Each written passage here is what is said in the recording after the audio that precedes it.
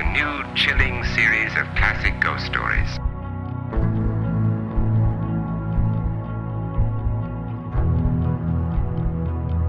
There is a fifth dimension, beyond that which is known to man.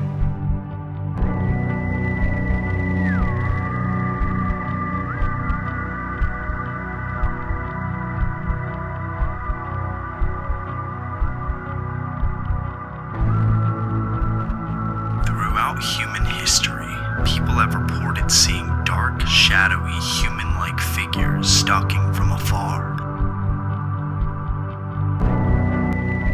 Something forcefully took Dennis Martin off that hill, and nobody will talk about it. Every fifth call I go on, I end up running across a set of stairs. Hello? Have you checked the children? By the end of the war, the Americans started to realize that the Germans had fantastic technology. In 1989, Al Bielek came forward to reveal his participation in the astonishing Philadelphia experiment, and that he had survived time warping.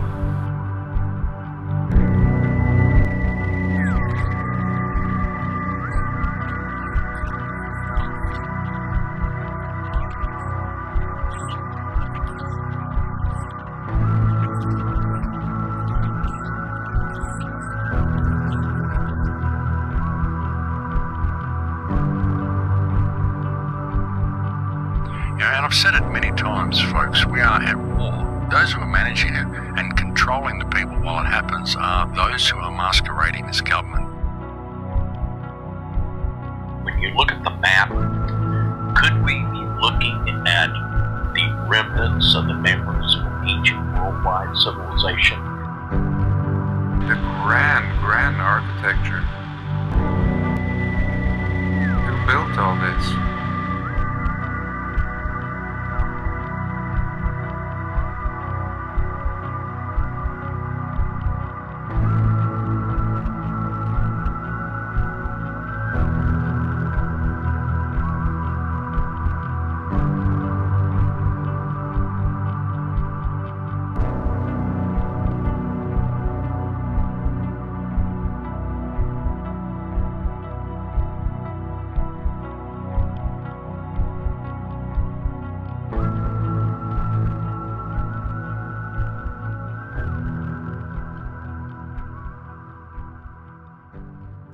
Ladies and gentlemen, just a word of warning.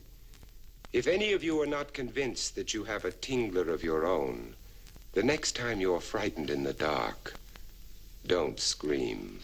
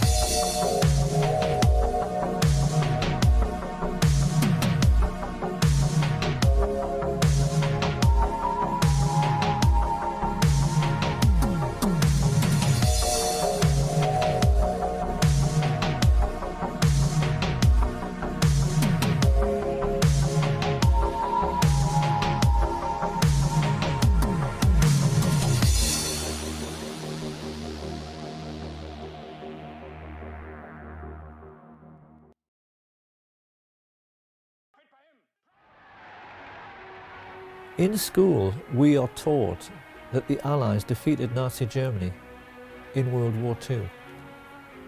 This is not true. The Nazis won the war. Because the real Nazis, the rich, played on both sides.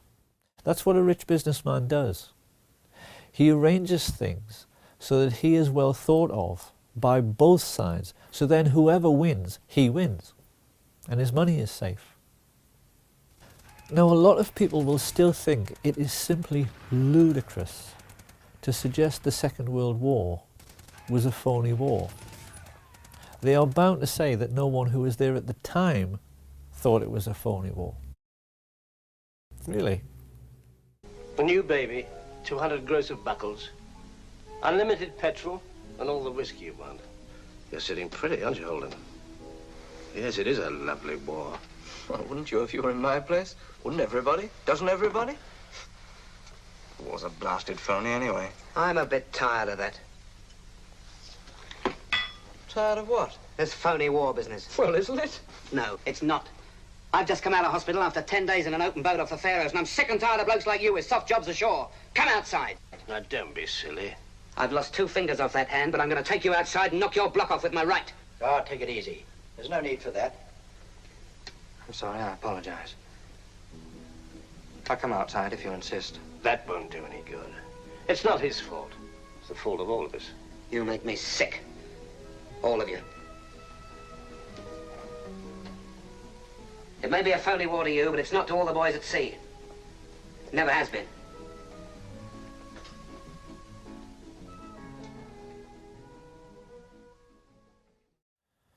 Now, obviously, the British and the Dutch in particular will have a very hard time accepting that their royal family profited from Nazi concentration camp slave labour.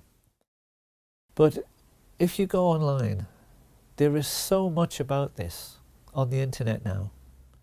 It's become plain that historians are more and more proving that those days were really all about the Western world's rich coming together to fund a Nazi war machine which was meant to protect them from the Soviets. The Duke of Edinburgh practically admitted this when he said, "In those days we were anti-communist because the Russians killed half my bloody family." People that plod along without asking questions. I hate to use the word stupid, but it seems to be the only one that applies.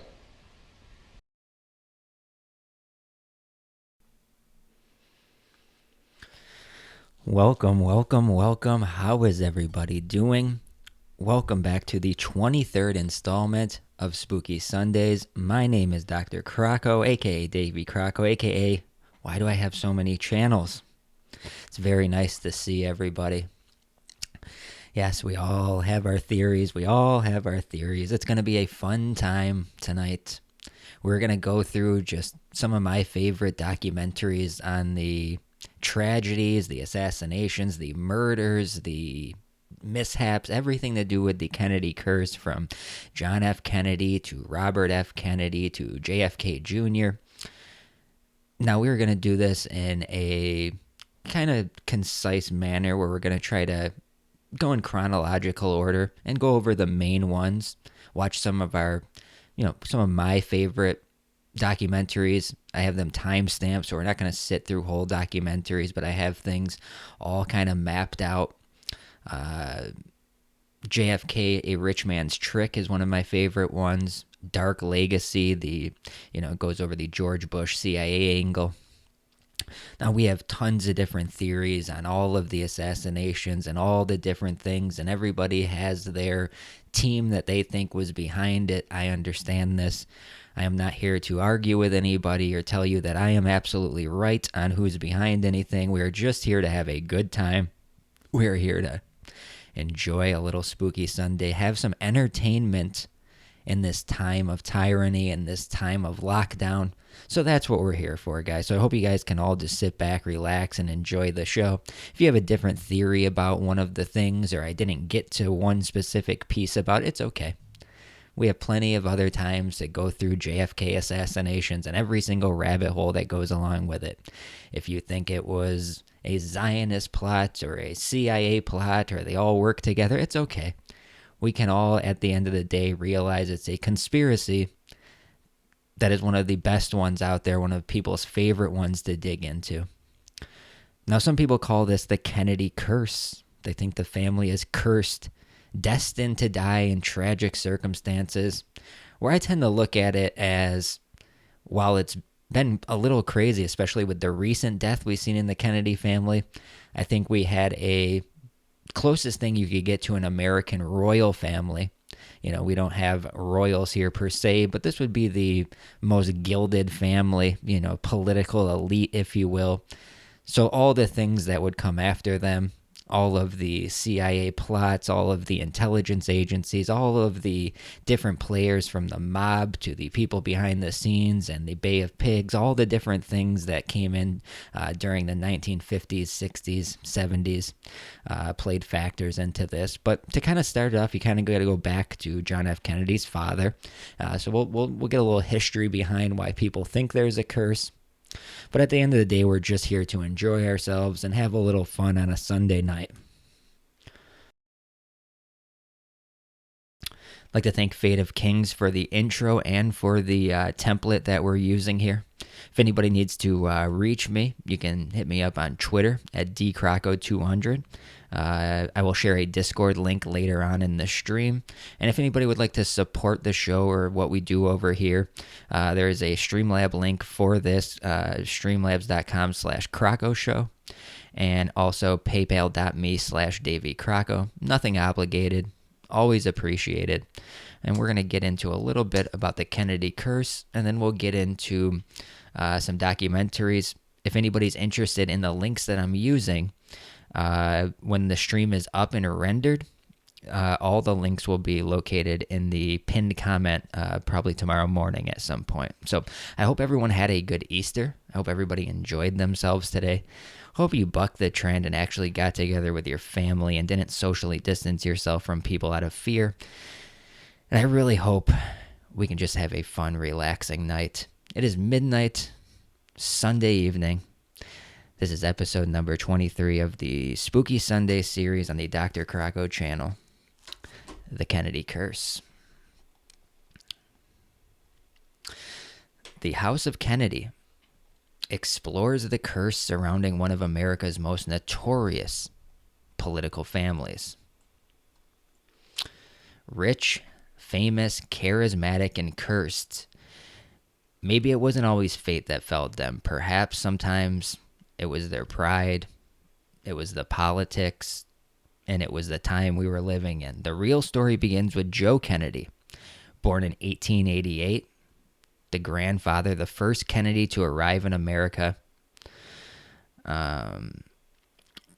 His son Patrick had become a state legislator, and his son Joe, who went on to Harvard, then returned to wed Rose Fitzgerald, the sheltered daughter of the Boston mayor.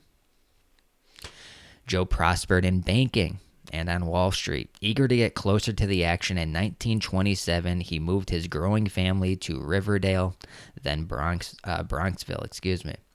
Joe's ambition was expanding even faster than his brood. He started producing movies, too. So he's involved in banking and movies. We all understand who's backing this at that time, who came in and took over Hollywood. He also started seducing actresses, beginning a lengthy affair with starlet Gloria Swanson. They called him a flinty financier who turned into a tiger. These are these old terms they're going to use. I love it. Generations of Kennedy men would follow in his philandering footsteps.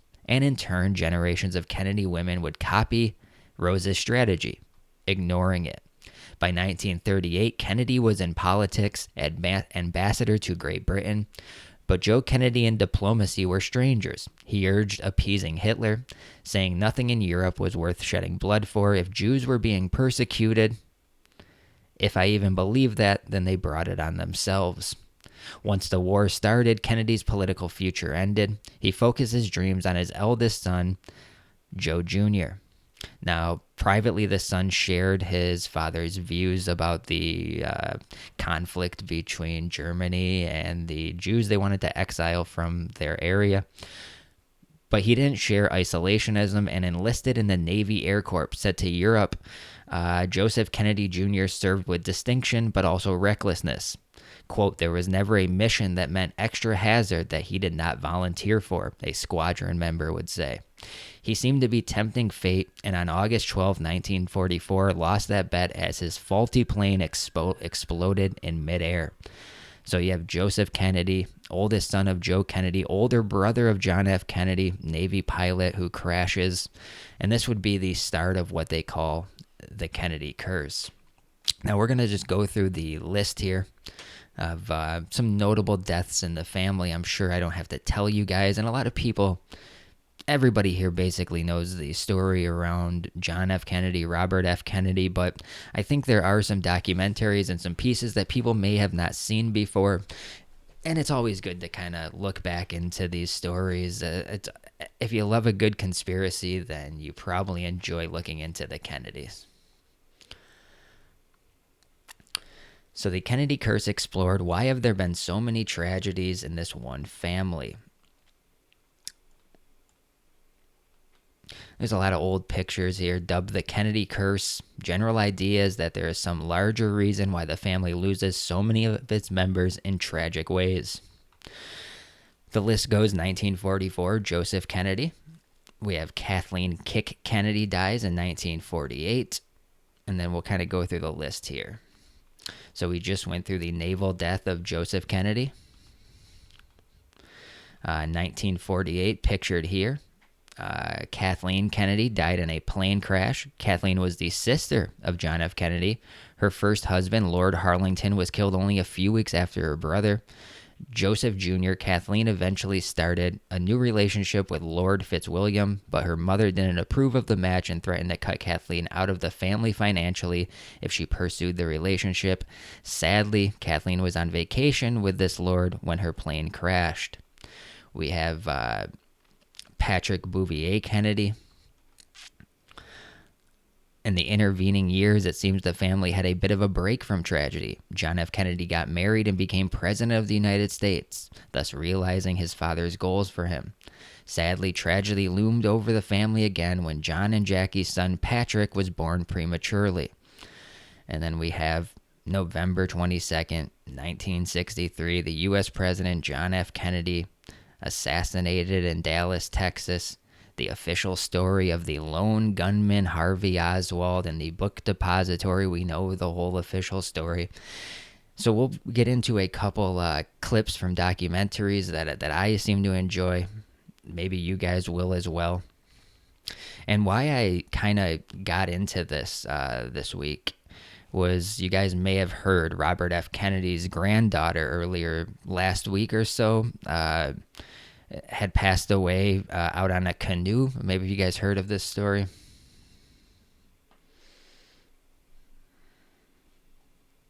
Sadly over. Robert F. Kennedy's granddaughter, Maeve Kennedy Townsend McKean, 40, and her 8-year-old son, Gideon, have passed away. Maeve's husband, David McKean, confirmed the heartbreaking news on Facebook. The mother and son were reported missing on April 2nd after they failed to return from a ride in a canoe on the Chesapeake Bay in Maryland. Quote, despite heroic efforts by the Coast Guard and many state and local authorities, the decision has now been made to suspend the active rescue effort. So again, when you have a long list of things happening to a family, it's very easy to jump to something conspiratorial. I never looked into this specific death of them going off in a canoe. I guess they were going to retrieve something. The canoe goes over. I haven't looked into it. A lot of people were getting very conspiratorial about it. Sometimes you just have a tragedy. I haven't looked into it. I don't have the answers for that one. But that's what kind of got my wheel spinning to kind of put together a Sunday stream about the Kennedys. I figured that would be a nice stream for everybody. Glad to see everybody here. Looks like we got onto the sub feed.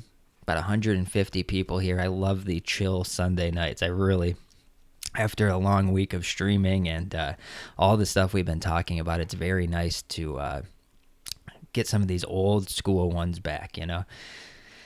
Now, we know the official story, but we can kind of go through it a little bit with a, you know, couple things thrown in, and then we'll get into the more conspiracy-minded, as they would say, which obviously in the John F. Kennedy case, nothing adds up. Nothing in the official story could be how it happened. This is stuff they sold to the public in the 1960s. It was even refuted when they actually had a panel look into this. Now, the accused assassin was obviously Lee Harvey Oswald, who himself was instantly shot and killed 2 days later by Jack Ruby in a Dallas County jail. The Warren Commission investigated the assassination of JFK from November 29th, 1963 until September of 1964, and they concluded Oswald alone fired the shots, killing Kennedy, and that there was no evidence either Oswald or Ruby had any part, and there was no conspiracy. Then in January 1979, a special U.S. House of Representatives Assassination Committee, after a 2-year investigation, reported a second assassin may have fired a shot. This is when we get into the magic bullet theory. This is when we get into the one bullet theory. I mean, there's so many things, the grassy knoll, so many things pop up in the John F. Kennedy Jr. case. Excuse me. The JFK case that doesn't make sense. I had JFK Jr. on the mind because I just pulled up a link of him. Now, there are still many documents from this case, most shredded that'll never see the light of day, and some that still exist that will never, ever come out because they'll always push them back. You guys may remember Trump boasted that he'd open all the JFK files, but sadly now he says he can't because it could jeopardize people involved, whatever that means. A lot of people were speculating George Bush, who was a CIA operative at the time, and evidence shows he was in Dallas, Texas on the day of the assassination.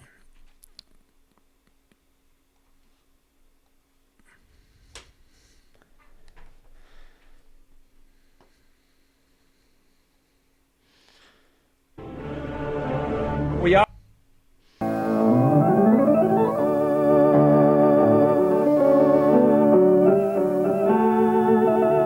now for the next 30 minutes, As the World Turns. For viewers of the CBS soap opera, As the World Turns, first word came at about 1:40 p.m. Eastern Time. It happened too quickly for cameras to be in place. And I gave it a great deal of thought, Grandpa. Here is a bulletin from CBS News. In Dallas, Texas, 3 shots were fired at President Kennedy's motorcade in downtown Dallas. The first reports say that President Kennedy has been seriously wounded by this shooting. Now, something someone pointed out to me that I never really thought about before was this came in the middle of a soap opera with the word bullet in. I guess I never thought about it like that a bullet went into his head and they came in with a CBS bullet in. It's just one of those things people say, well, that's stretching a little bit. But again, when you're in this kind of world, anything's on the table. I'm not taking anything off of the table. Then it was back to the soap opera, but not for long. Soon after, Walter Cronkite was back, reporting from the CBS newsroom, complete with rotary telephones and wire machines. This picture has just been transmitted by wire. It is a picture taken just a moment or two before the incident. If you can zoom in with that camera, we can get a closer look at this picture. And almost exactly 1 hour after his initial bulletin, this now famous announcement. From Dallas, Texas, the flash, apparently official, President Kennedy died at 1 p.m. Central Standard Time, 2 o'clock Eastern Standard Time.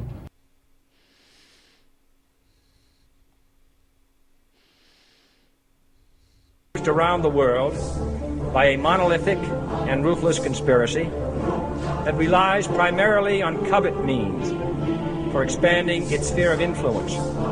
It is a system which has conscripted vast human and material resources into the building of a tightly knit, highly efficient machine that combines military, diplomatic, intelligence, economic, scientific, and political operations.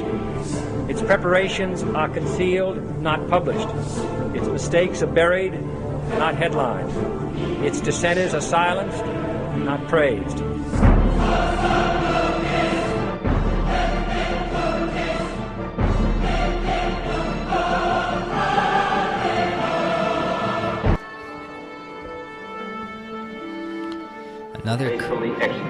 Another crazy thing with these is every single documentary you want to pull up, every single clip you want to pull up has an age restriction. You have to click through 2 things to want to proceed. Why is something that is so close to our history and so close to the community that we're in? Everybody starts off with a certain conspiracy, right? Whether it's the moon landing or the Kennedy assassin, everyone starts somewhere. So obviously this is one of the most popular things out there. Yet information on it still is trying to be hidden from you. You're still getting strikes and videos taken down. Remember, we did a Robert F. Kennedy one that they took down. Every single video, I had 3 videos saved for this stream, and I went back just yesterday. I had them saved. I went today. Those videos were already gone off of YouTube. It's just crazy. Kevin Dugan says that's not a sentence, buddy. You said those hunting photos. Don't know what that is. All right. The office of President of the United States. And will, to the best of your ability. And will, to the best of my ability. Preserve, protect, and defend the Constitution of the United States. Preserve, protect, and defend the Constitution of the United States. You guys remember the Constitution? You guys remember that thing? So help you God. So help me God.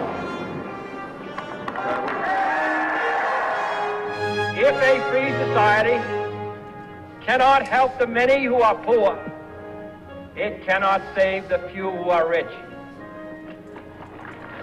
And so, my fellow Americans, ask not what your country can do for you, ask what you can do for your country. We tend to see John Kennedy as youthful, glamorous, and vaguely progressive. But the day he died, we lost an invaluable treasure. We lost a man of peace who tried to get the American people to see our Cold War enemies not as despicable, inhuman monsters, but as people like us. No government or social system is so evil that its people must be considered as lacking in virtue. But we can still hail the Russian people for their many achievements in science and space, in economic and industrial growth, in culture, in acts of courage. Our most basic common link is that we all inhabit this small planet. We all breathe the same air. We all cherish our children's futures, and we are all mortal. And, though you're probably not aware, you lost the man who saved your life on October 17, 1962. U.S. spy planes had photographed Russian missiles in Cuba capable of hitting Washington and the entire East Coast. Kennedy announced a blockade of Cuba. This government, as promised, has maintained the closest surveillance of the Soviet military buildup on the island of Cuba. This was known as the Bay of Pigs. You guys may also remember Operation Northwoods was something that was under President John F. Kennedy, where we were going to go forward with a false flag operation, which would have blamed Cuba for attacking, which could have been a ship, could have been an airliner, could have been a government building. We had many different things lined up for Operation Northwoods, so much so that it got all the way to the president's desk.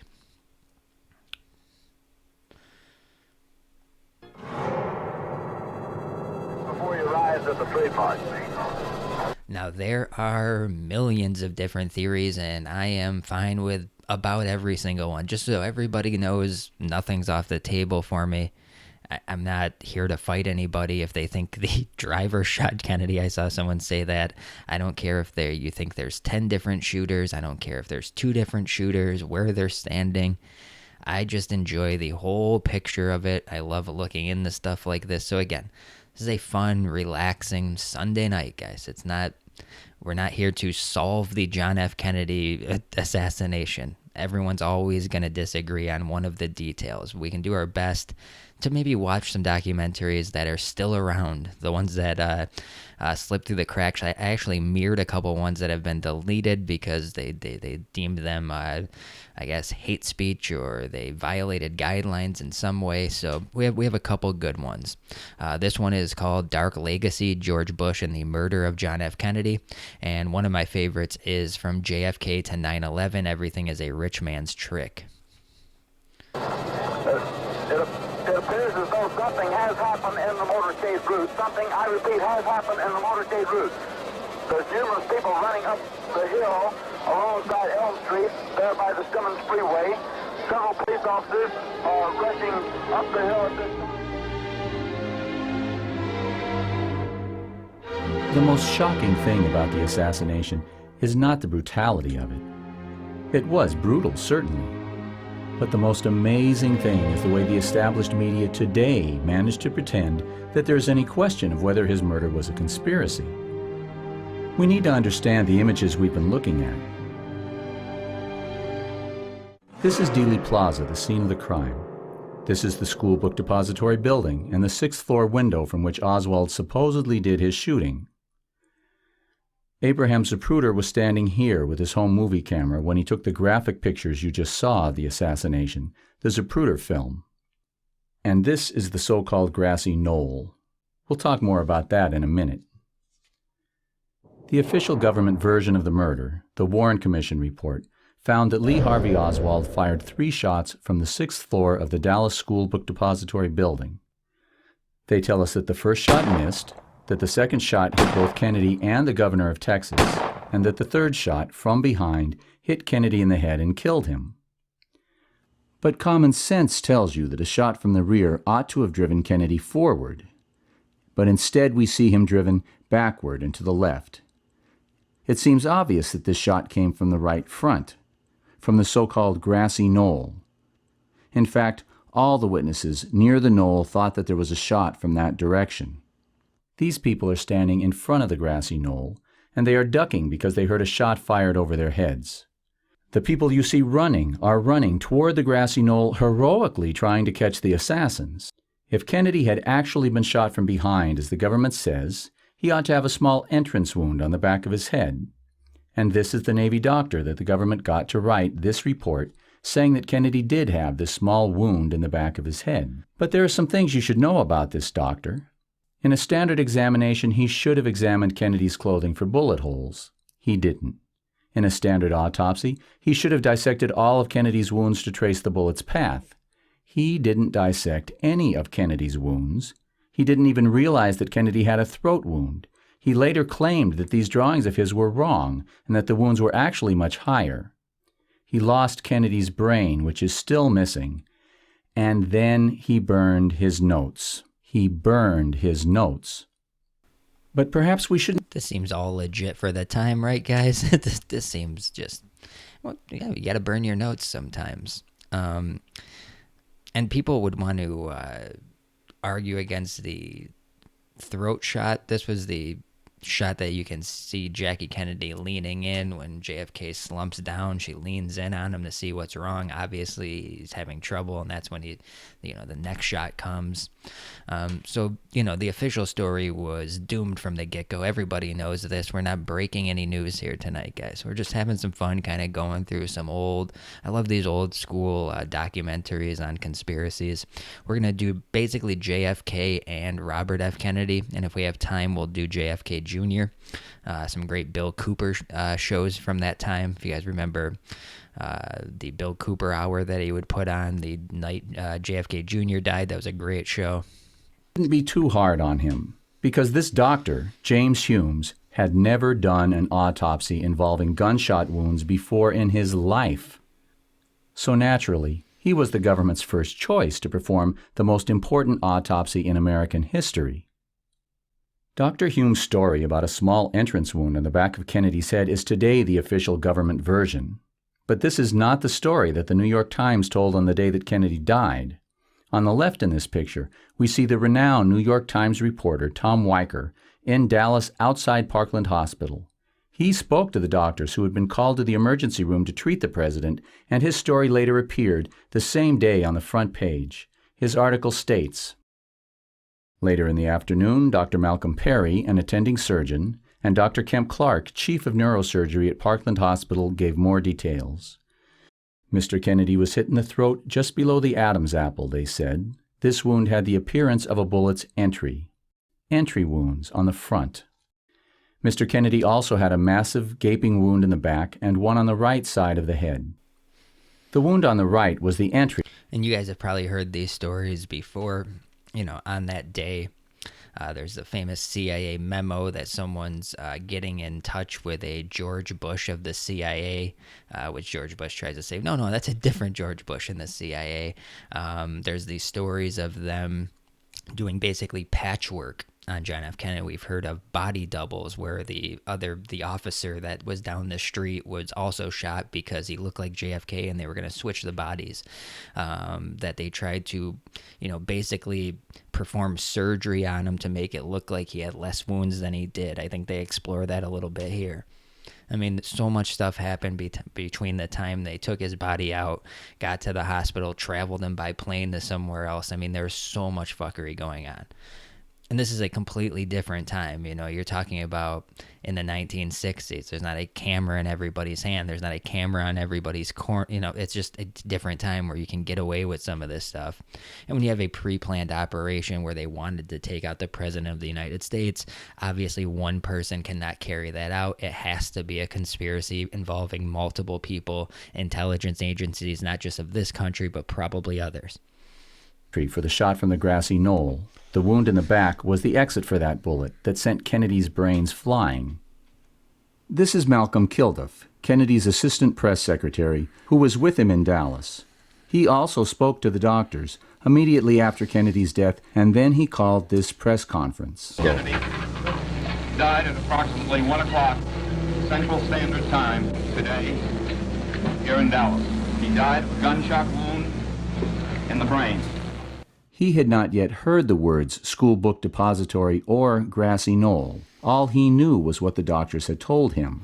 And just like with ground zero and social distancing, grassy knoll is just one of those terms that were just nicely inserted in at the time. Grassy knoll. When have you ever heard the term grassy knoll?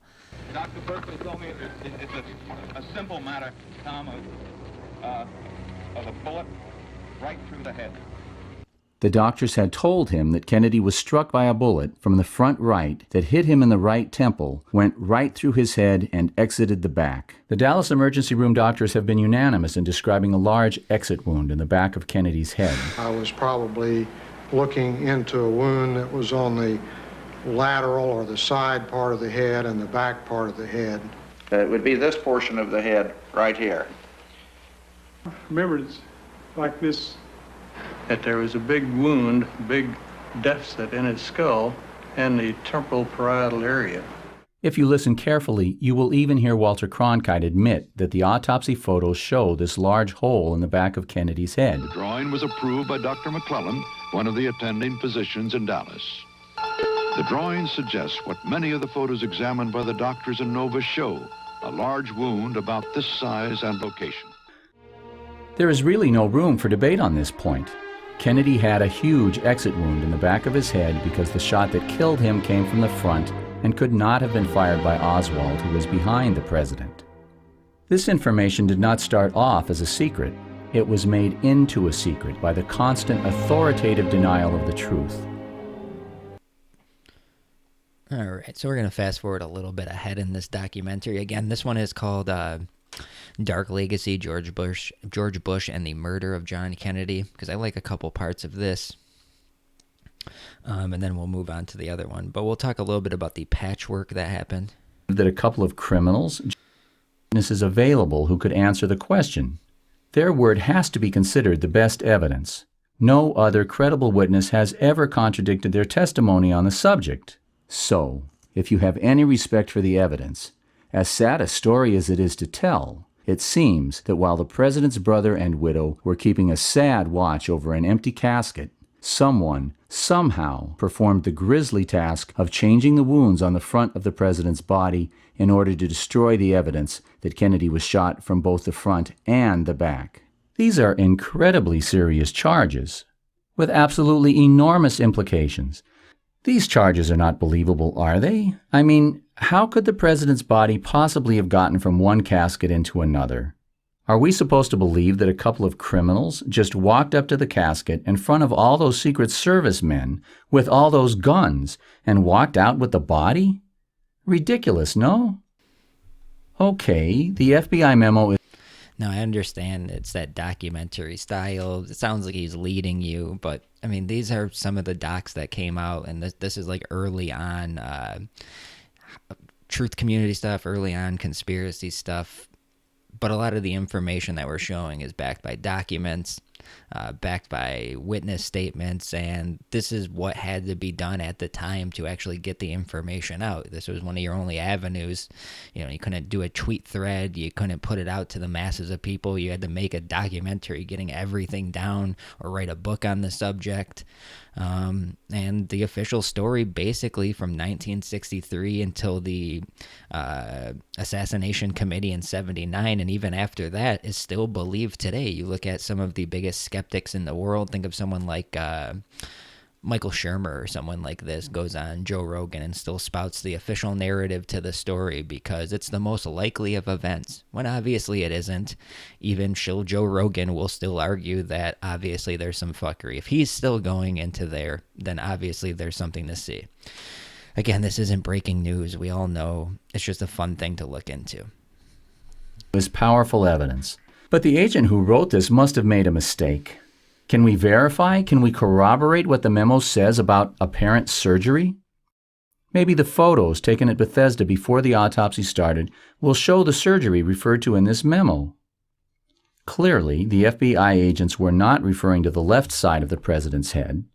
If there's any surgery here, it is certainly not apparent. But now look at this autopsy photo of the right side of Kennedy's head. So, what do you think? Do you see what the FBI agents saw? Do you see apparent surgery in this photo? Well, you're no expert, but this is certainly what any amateur might call apparent surgery. In fact, it doesn't look like a bullet wound at all. It looks like some Boy Scout got out his pocket knife and crudely cut a V in the president's scalp and then ripped the skin back. But why? Looking at a black and white version, it is possible to see a probable bullet hole here. This is also, by the way, where the president's press secretary said that the president was shot.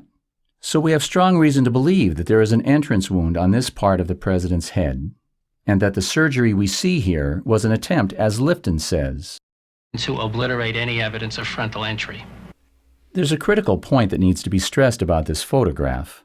Immediately after Paul O'Connor unzipped the body bag and removed the president's body from the shipping casket, he placed the president's body on an examination table to be photographed, as is routine, to create a record of what the body looked like before the autopsy.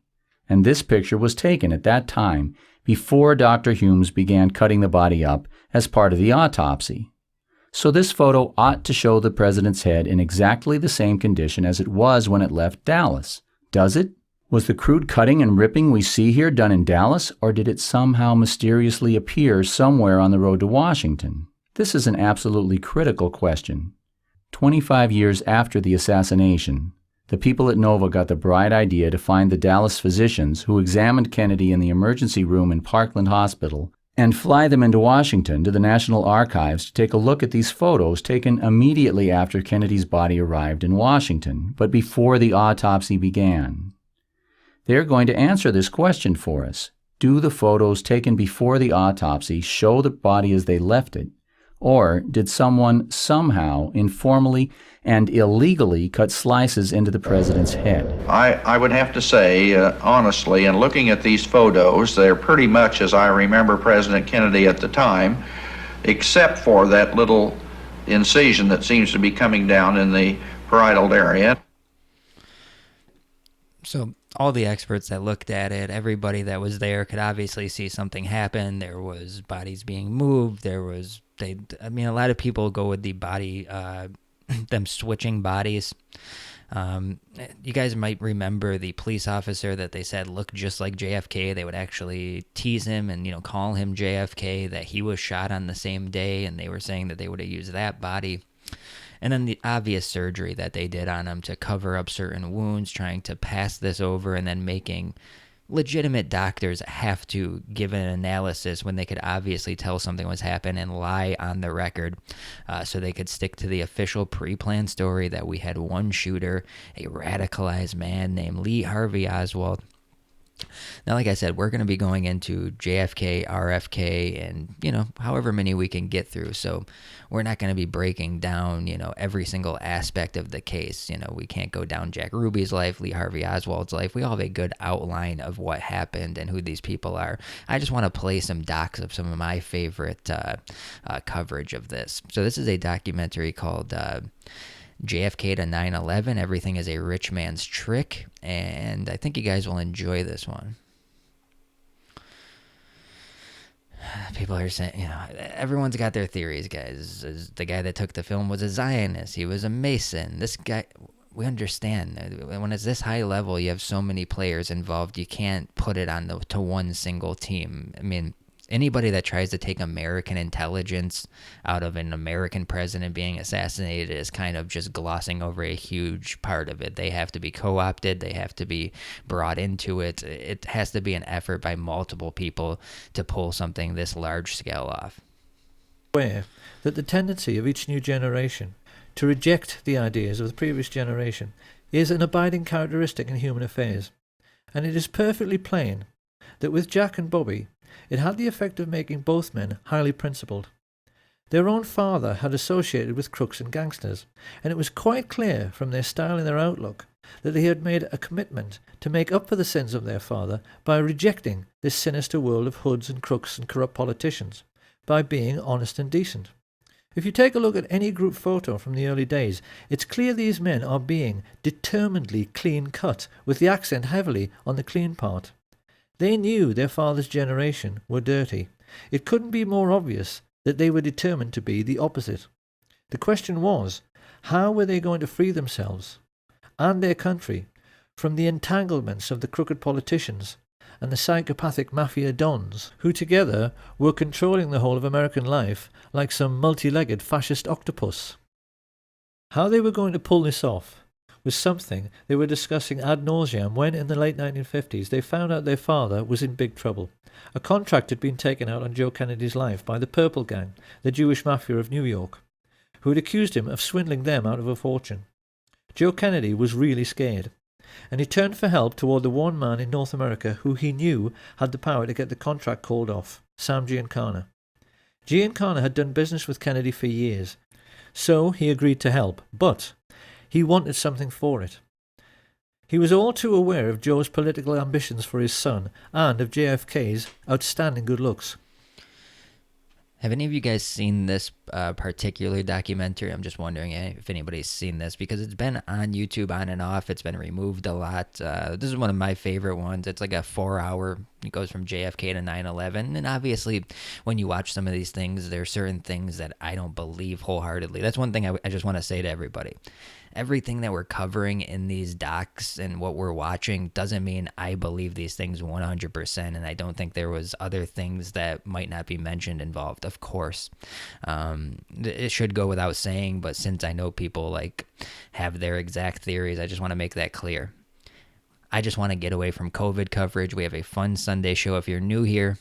We always do this every Sunday.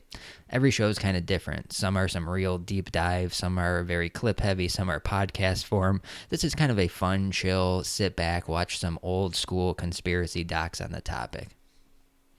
He wanted assurances that if Jack one day made it to the White House, Joe Kennedy would see to it that the heat the two brothers had been trying to turn up on the mafia would be turned down. And, according to Chuck and Sam Giancana Jr., Joseph P. Kennedy, just to save his own skin, agreed.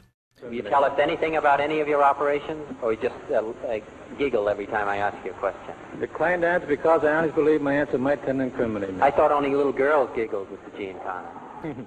In this way, a very confused situation was created, because Sam Giancana, the very kind of mob boss whom the Kennedys had been fighting so hard through the McClellan Committee to put in jail, now thought that they should and would be grateful to him.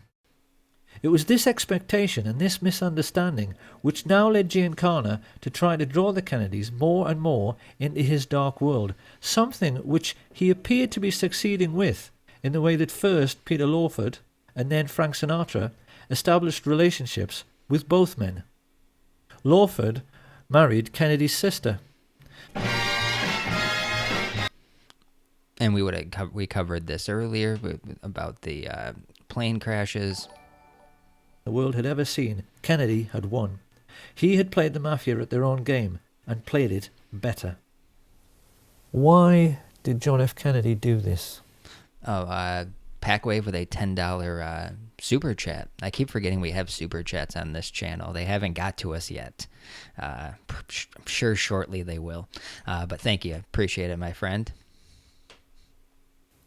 Because he must have known just what a dangerous game he was playing. There certainly appears to be no doubt, now that we ourselves are aware of the all-pervading influence of organised crime in America at that time, that this brave and decent and honest man had realised that he could never get rid of the mafia and their dirty fascist friends in politics, industry and banking. Now, obviously, the part I disagree with is them always representing John F. Kennedy as this decent, honest, great guy. We obviously know if you're getting the President of the United States, if you're at that high of a level, you cannot get there without being dirty, corrupt, and in the pockets of a bunch of different... And we all understand this, but when they say that is... It's like they say early on in his life, this guy had integrity, and he actually tried to get some things done, but was obviously getting pushed back at every level, whether it was breaking up intelligence agencies, whether it was trying to take certain funds away from Israel, as people say, trying to get involved and maybe not helping them out with their nuclear deal, whether it was, we're going to crack down on the mob after he was already helped by the mob. There's many things people point to as Kennedy being someone with integrity. But again, to be in that position, you had to have sold your soul at some point to get to that position. Without first enlisting their help. He had to trick them. And with this new understanding, we... So I mentioned RFK. RFK is one of my favorite ones to look into. Can now see for the first time, with the correct perspective, the motives, characters, intrigues and diverse political interests which were gathering against President Kennedy when he took the oath of office. Organised crime were fearful of JFK before he ascended to power, because the shrewdest amongst them were getting a sense that he had outfoxed and outmanoeuvred the all-powerful mafia bosses. But the big mistake researchers have made in the past has been to not understand that every American oligarch, the big oil men, the captains of industry, the merchant bankers, the intelligence chiefs, were all crooks and gangsters as well. Now, terms are glossed over really quickly, and people will always say, well, you didn't say this specific person. So when someone says merchant bankers, we understand the term. When people say big oil, we have to understand what these terms mean, right? The biggest crook in the land was the head of law enforcement, J. Edgar Hoover. This is what historians have failed to understand until now. When JFK appointed his 32-year-old kid brother to the post of Attorney General, these people collectively froze. It now fully hit home that JFK really was honest and decent. It hit home that he wanted to make his country as honest and decent as he was, and that he actually believed that with the help of his energetic and determined crime-busting brother that he could do it. His attitude, of course, stood in marked contrast to the man whom Kennedy was saddled with as his running mate. Anyone who has any doubts about the moral rectitude of the average American politician of that time has only to look at the career of Lyndon Baines Johnson to see that, generally speaking, they were worse than the mafia itself. From his involvement with the Box 13 scandal and through all of his dealings with his crooked Texan business associate Billy Solestes, LBJ proved again and again that he was every bit as unscrupulous as any mob boss and willing to do absolutely anything for power. This was a man who'd... So this is a major theory into people that have looked into JFK, no matter which way you kind of slice it, that LBJ, being so close to the president, had to be involved with the organization, or being a key player in wanting to take him out, as he would have a lot to gain from this, obviously taking over as the president, not getting along with JFK, having different visions, so many different things that you would point to Lyndon Baines Johnson for. Had his own sister, Josepha, murdered by his personal hitman, a highly intelligent and psychopathic killer named Malcolm Wallace, who later shot dead the golf professional John Douglas Kinzer. When this case came to court, it revealed to the American public how totally corrupt the justice system had become, because LBJ was able to get Wallace off with a 5-year suspended sentence. Found guilty of murder 1, he walked free that very day. This was the sort of corruption which was running rife through the American political system when Fidel Castro overthrew the right-wing government of Fulgencio Batista in 1959. Few people are aware that by this advanced stage in their relationship, the CIA and the Mafia were together employing the Giancana tactic of supporting both sides in a war. For many years beforehand, they had been supporting Castro, and not just the Batista regime, as many think, by smuggling in both arms and mercenaries to aid the peasant farmers. One of these mercenaries, an Italian-American called Frank Fiorini, later came to play a pivotal role both in the assassination and subsequent cover-up under his assumed name Frank Sturgis. To see they were closed. So we will get into Frank Sturgis. Now there's there's a million different theories on who could have pulled the trigger and from where. This is going to take a look at a multiple person plot. Obviously, anyone taking the shot is not a big level player. They are being used by the big level players. There is a rumored meeting that happened with Lyndon B. Johnson and these people the week of the event, where they organized this whole thing out. And this goes back to very old money. This goes back to keeping power, keeping things the way they want it. It's not just specifically because they wanted JFK out because he was going to bust up something or stop them. It's way bigger than that when you're taking out the president of the United States with a headshot in the middle of Dallas, Texas, one of the most beloved people. It's a way to give a shock to the system. It's a way to have the biggest event basically in the history of the United States, barring 9/11, basically. This is one of the biggest things that ever happened, and the way it happened sends shockwaves through the whole country. It's one of those things everybody remembers where they were. So this could never happen again. Having only just escaped with his life at the Bay of Pigs, it was pretty clear that Frank Sturgis was more than a little annoyed. He was scared because Khrushchev says, don't do this or we're going to do that. So he didn't do it, and he deserted the Bay of Pigs. I was involved in the Bay of Pigs. A lot of people, friends of mine, that were killed in the Bay of Pigs. And I resent that. Don't play political games with me. I'm a military man. I'm a soldier. I go fight. But damn it, if I risk my ass out there and I'm getting shot at, I don't want some stupid-ass politician to go ahead and make deals behind my back where my people or maybe myself are going to get killed. I don't like that. This, then, is how the stage was set for the Kennedy assassination. And when one remembers the colossal number of ruthless and hideously brutal men who had created this situation, it's perhaps a little ironic that a peripheral figure in the cast of characters who actually put the plot together was an attractive young woman. 19-year-old Marita Loren's love affair with Fidel Castro and her subsequent recruitment as a CIA assassin by Frank Sturgis to kill him is a very well-known story because it was made into a feature film. In spite of her failure to kill the Cuban leader, Lorenz continued to associate with the assassination squads trained by the CIA, and it was largely her testimony in the Spotlight magazine trial after a skillful cross-examination by Mark Lane, which gave us a window through which we can now see who really participated in the Kennedy assassination and who was really behind it all. First of all, after the Bay of Pigs invasion, Kennedy had fired Allen Dulles, Richard Bissell, and General Charles Cable for essentially using the CIA as their personal hitmen, after he found out that Robert Mayhew had sought Sam Giancana's permission to talk to his underboss, Johnny Roselli, about the possibility of a hit on Fidel Castro. Here you have a government agency, funded by the American taxpayer, associating with the very organized crime racketeers JFK was trying to put in jail. for the purpose of carrying out political murders. The president was incensed. Historians have never been surprised that he vowed to smash the CIA into 1,000 pieces. It hardly takes a genius to see why the CIA wanted to kill him. Now, CIA at the time, very young, early on, George Bush, he wouldn't have been officially the head of the CIA. He would have took that over a couple years later, but you have this document back in the day. And again, there's a lot of documents that'll never see the light of day. There's a lot of documents that don't exist anymore. And any ones they still have left, I don't think are ever going to tell us the actual story. You might get a couple key names that help us out.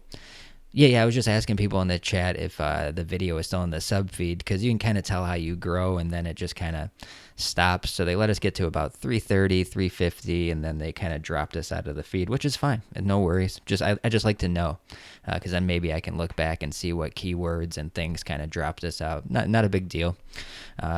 It just looked like we were going to have maybe a record night over on the channel, and then, yeah, shit happens. So George Bush, CIA operative. Vice President George Bush, so this is an article that came out obviously way down the line. Resume is his most highly touted asset as a candidate, but a recently discovered FBI memorandum raises the possibility that, like mini resume, it omits some facts the applicant would rather not talk about, specifically that he worked for the CIA in 1963, more than a decade before he became its director. And there's a lot of memos that came out of people trying to contact a George Bush of the CIA in Dallas, Texas that day. There's the famous picture of someone that looks like George Bush in Dallas the day of JFK's assassination. So this is enough evidence for me to say that George Bush was a main operative and a main player in this. And it just goes back to Prescott Bush. It goes back, Bush is like, the world's evil, New World Order. This guy's, obviously involved when it comes to this. What is more, Jack Alston Crichton and the lifelong friends of Allen Dulles, the Bush family, had just recently purchased exclusive access to 15 million acres of Cuba, almost half the entire island, in order to drill for oil. When he came to power, Castro reduced this to a mere 20,000 acres, a colossal investment which now failed and which led to Crichton's CVOVT Oil Exploration Company being delisted from the stock exchange at a loss of $30 million. Crichton and George Bush's friends, the Texas oil billionaires, Clint Murchison and Haroldson Lafayette Hunt, also knew that Kennedy wanted to end their most vital tax break, the oil depletion allowance. And their bosom buddy, Vice President Lyndon Johnson, was standing at this time with one foot in jail and the other on a banana skin due to his involvement in the corruption scandal now breaking around his favourite assistant, Bobby Baker. So you get a lot of names involved. There's a lot of different players involved. And again, the main story they want you to hear is Lee Harvey Oswald. Now, it takes a lot of twists and turns. We're just going to kind of fast forward a little bit into this. A lot of us know we don't have to go over the official story a million times. I just want to play part of this because it's a theory. It's a fun theory. It's plain from these pictures that as the motorcade moved on into Dallas, the Secret Service, meant to protect the president, remained crowded together on the vehicle behind. While travelling in the pilot car some 400 yards ahead, three men are smiling as they see everything is going to plan. Crichton, Lumpkin and Whitmire have used their influence to remove the military protection which should have been amongst the crowd. Yeah, one of the major things that day. And when they rewrite history, they say, well, the president told everybody that he wanted the Secret Service to back off, and he wanted to make sure he had a convertible, and he wanted to make... It's like these things aren't basically something the president can push off in an open air, many different open spots and places where snipers or shooters could be. The Secret Service would make their own game plan, and they would not back off of protecting the president. That's the oath that they signed. So that rewriting of history is always bullshit. Whilst the people lining the parade route are 10 deep in places, Lumpkin has seen to it that the police have let almost no one into the would-be crime scene. Pausing at the corner of Houston and Elm, Lumpkin is seen exchanging reassurances with one of his men. Yes, he tells him, the hit is on. Glancing discreetly upwards, he sees Weatherford and the best Cuban sniper, Eladio del Valle, preparing to fire. The signal is passed to the other snipers to get into position. Having been let into the Daltex building by oil baron Harrelson Hunt, Eugene Hale Brading unlocks the second-floor broom closet. A client of New Orleans lawyer G. Ray Gill, who also represents mafia boss Carlos Marcello, Brading has a getaway pilot waiting, whom Gill employs as a private detective, David Ferry. He opens the window, and as Charles Nicoletti loads his rifle, Richard Kane listens to his radio. Car coming. Get ready. Closing the door, Milwaukee Phil Aldericio guards the corridor with two Cubans, Rolando Mesferrer and Rolando Otero. This basic pattern was established all over the plaza. A sniper next to a radio man, alongside a second marksman who could take over should the first want to back out at the last moment. Each team was then guarded by more assassins, mainly Cubans, who made... And you have the Cuban connection because you have so many different players back and forth with our CIA operatives at the time. Again, this is one theory. This doesn't have to be the winning theory, that this is definitely how it happened. Again, this is just one theory, a fun one that maybe some people haven't heard. Maybe you like it, maybe you don't. But I think it's a fun little theory, and I think it's a great documentary and how they put it all together. Made sure no one interfered with each group. It all sounds quite professional, and the truth is, it was. Sam Giancana's spy in the Chicago police force, Richard Kane, was an electronics and wiretapping expert who spoke 5 languages. Up on the grassy knoll, with his childhood friend Charles Harrison, stood the diminutive Charles Frederick Rogers, a nuclear physicist who worked in seismology for Shell Oil. He was also friends with David Ferry and the Civil Air Patrol. Up in the Texas School Book Depository, LBJ's psychotic hitman Malcolm Wallace held a PhD and taught at the University of Texas. The Texas oilmen, mafia dons, merchant bankers and military industrialists had assembled the all-time dream team of professional killers. They were there to make absolutely certain their king died, and the 2 men who in later years would steal his crown, Richard Milhouse Nixon and George Herbert Walker Bush, smiled from the sidewalk as they exchanged winks with Jack Crichton. There was no way Kennedy could escape now, and they knew it.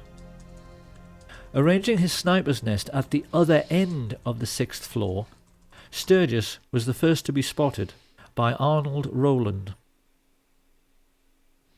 I just looking around and we noticed a man up in the window, and I remarked to my wife, tried to point him out, and remarked that he must be a security guard, Secret Service agent.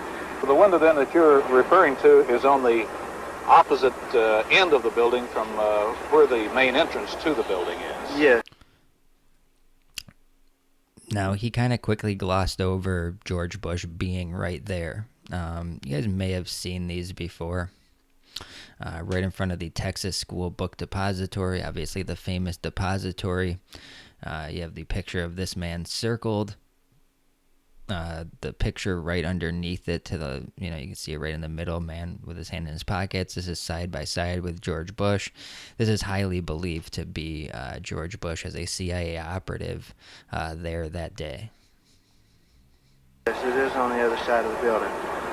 And he had a rifle. It looked like a high-powered rifle because it had a scope which looked in relation to the size of the rifle to be a big scope. A moment later, 15-year-old Amos Ewins caught sight of one of the Sturgis-trained Cubans, Ignacio Novosampol. Even more significantly, Richard Randolph Carr, a steel construction worker who was looking for a job in the new Dallas courthouse, which was then under construction, stared out from his 7th-floor vantage point and saw Malcolm Wallace taking position to fire. Testifying at the trial of Clay Shaw, he gave a minutely detailed description of a very heavy-set man in a sports jacket who wore large framed glasses. He could see the man so clearly, he even said his eyeglasses had large earpieces. America, the home of the brave and the land of the free, was about to discover that it wasn't what it thought it was. As the president's car made the turn onto Houston, government agents who had sworn an oath to uphold their country's democratic principles waited alongside mafia killers to murder their own commander-in-chief. One of the men they were working for, Sam Giancana, said this proved that in reality there was no such thing as white hats and black hats. That notion... You should probably listen up to that, any Q-tards that are around, just kind of, still hanging on. This is a good quote for you guys. Sam Giancana said this proved that in reality there was no such thing as white hats and black hats. That notion, he said, was just a sham for saps to cling to. The one thing I recognized was there are no black hats and there are no white hats. They all conduct themselves the exact same. And very good evidence of that is that the CIA